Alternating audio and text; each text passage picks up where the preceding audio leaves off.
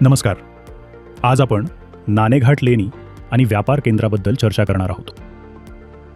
साधारण 2000 वर्षांपूर्वी दख्खनचे पठार आणि पश्चिम किनारपट्टीला जोडणारी नाणेघाट ही अतिशय महत्त्वाची खिंड होती.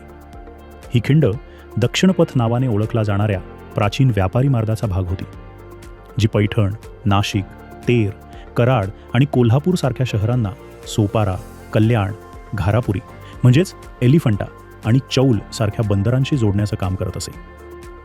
व्यापारी या मार्गाचा उपयोग देशांतर्गत बाजारपेठा आणि किनाऱ्यावरील बंदरांदरम्यान मालाची वाहतूक करण्यासाठी करत असत. हा व्यापार फक्त भारत देशापुरताच मर्यादित नव्हता, तर तो रोमन साम्राज्यापर्यंत पसरलेला होता.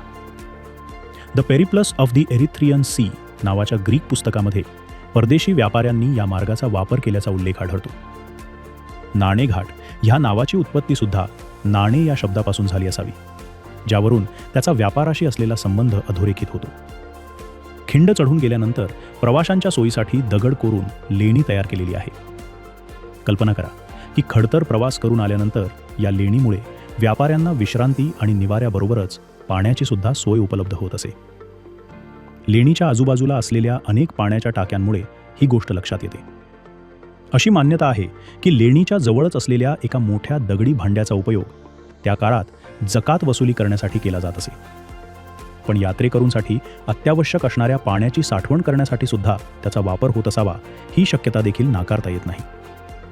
असा अंदाज बांधण्यात आला आहे की ही लेणी सातवाहन राजवंशाच्या काळात खोदली गेली, ज्यांस इसवी सन पूर्व 1 शतकापासून इसवी सन पूर्व 3 शतकापर्यंत दख्खनच्या मोठ्या भागावर नियंत्रण होतं.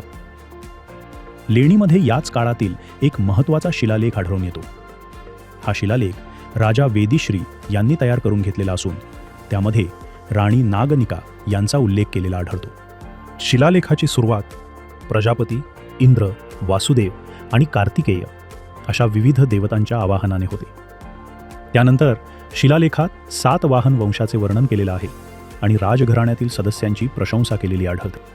शिलालेखातील एका महत्त्वाच्या भागात अश्वमेध आणि राजसूय यांसारख्या महत्त्वाच्या वैदिक यज्ञांची तसेच प्राणी आणि केलेल्या दानांची सविस्तर नोंद दिसून येते. या व्यतिरिक्त अतिशय सुरुवातीच्या काळातील संख्या पद्धतीचे पुरावे सुद्धा उपलब्ध आहेत. आधुनिक दशांश पद्धतीऐवजी 10, 100 आणि 1000 या संख्यांसाठी निरनिराळ्या चिन्हांचा वापर केलेला आहे. शिलालेखामध्ये 24,400 सारख्या मोठ्या संख्येची सुद्धा नोंद आढळते, जी राजघराण्यातील दानाची व्याप्ती दर्शवते. लेणीच्या मधल्या भिंतीवर शिल्पावशेष दिसून येतात, ज्याचा काहीच भाग आता शिल्लक राहिलेला आहे.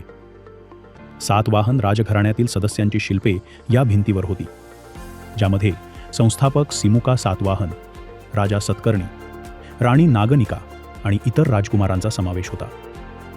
प्राचीन काळात अशी शिल्पे स्मृतिदालनाप्रमाणे काम करत, जसं आजच्या काळात आपण छायाचित्रे काढून ठेवतो. नाणेघाट ही फक्त लेणी नसून प्राचीन काळातील व्यापार, राजकारण, धर्म आणि दैनंदिन जीवन समजून घेण्यासाठी एक महत्त्वाचा दुवा आहे. याचा अभ्यास केल्यावर लक्षात येतं की त्या काळात दख्खन जागतिक व्यापारात कशा प्रकारे अग्रेसर होतं आणि शक्तिशाली राजघराण्यांनी व्यापारावर नियंत्रण मिळवण्यासाठी कशा प्रकारे अशा मार्गांचा वापर केला. आज नैसर्गिक कारणांबरोबरच हे स्थळ बघायला येणाऱ्या पर्यटकांच्या गैरवर्तनामुळे या ऐतिहासिक स्थानाचे नुकसान झालेले आहे.